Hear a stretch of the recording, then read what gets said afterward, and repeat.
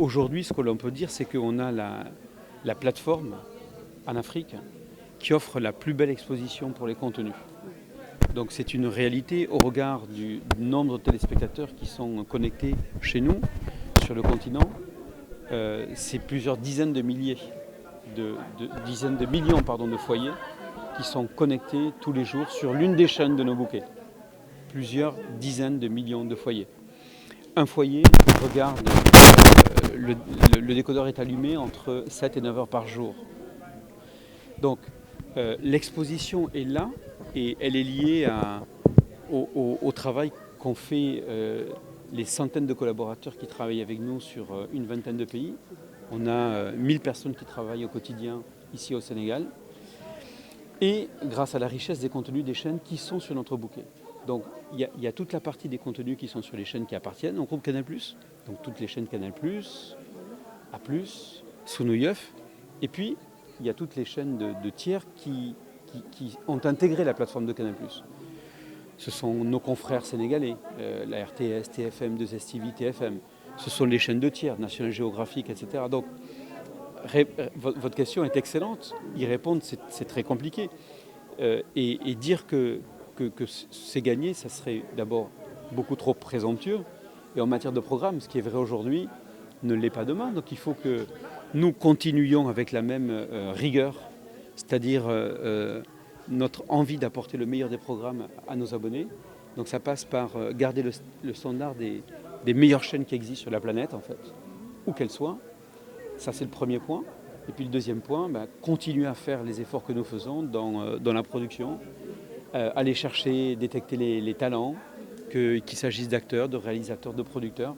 Vous en avez vu un exemple ce soir. Chaque fois, c'est risqué, en fait.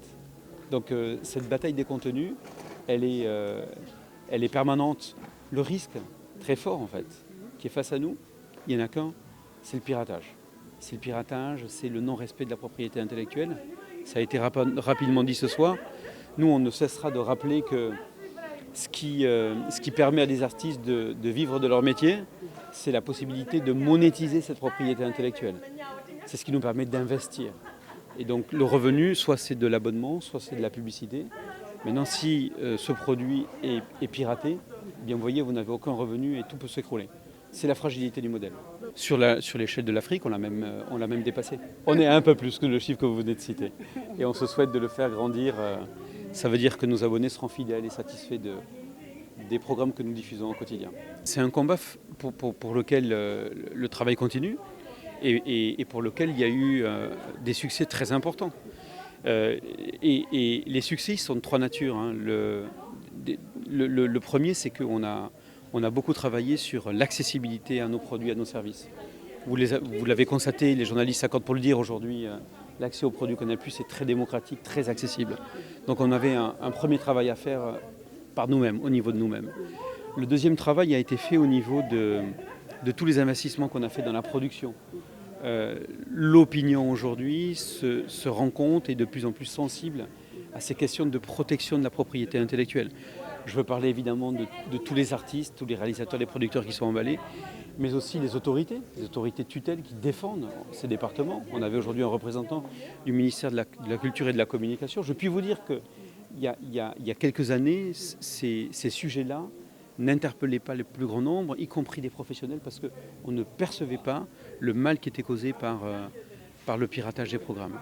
Et enfin, il y a l'opinion, les téléspectateurs. Vous savez, je considère que c'est comme l'écologie. Il y a peut-être 10 ou 20 ans, on avait encore assez peu de personnes qui étaient sensibilisées sur les problèmes d'écologie. Maintenant, on s'en rend compte, et au Sénégal, on a pu le mesurer à travers les enquêtes que nous faisons, que le téléspectateur, le consommateur, même si c'est un consommateur comme vous et moi, on regarde nos poches et notre budget, eh bien, il est sensibilisé à cette question. À savoir, voilà, soit je vais vers l'illégalité, et donc je ne participe pas au financement de l'œuvre que j'ai envie de regarder. Vous voyez, c'est assez paradoxal. Eh bien, on constate que chez ces téléspectateurs, au niveau de l'opinion, eh bien, cette sensibilité a gagné beaucoup de terrain. Et donc aujourd'hui, c'est une prise de conscience. Exactement, c'est une prise de conscience que chacun a devant est-ce que je me laisse tenter ou alors est-ce que je vais du côté du financement de la production parce que j'aime ça et que j'ai envie d'aider cet écosystème. Donc vous voyez, ces 3 points ont vraiment évolué pendant toutes ces années. Et tout à l'heure, vous me posiez la question de est-ce que ce combat est gagné ? Lui, il n'est jamais gagné, il est très précaire.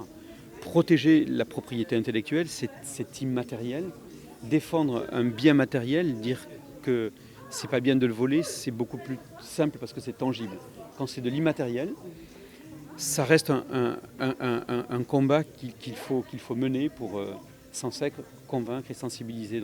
Et on compte sur tout le monde pour le réaliser. Écoutez, c'est ce que j'ai entendu dire en tout cas de ceux et celles qui nous connaissent, mais je laisserai juger en tout cas.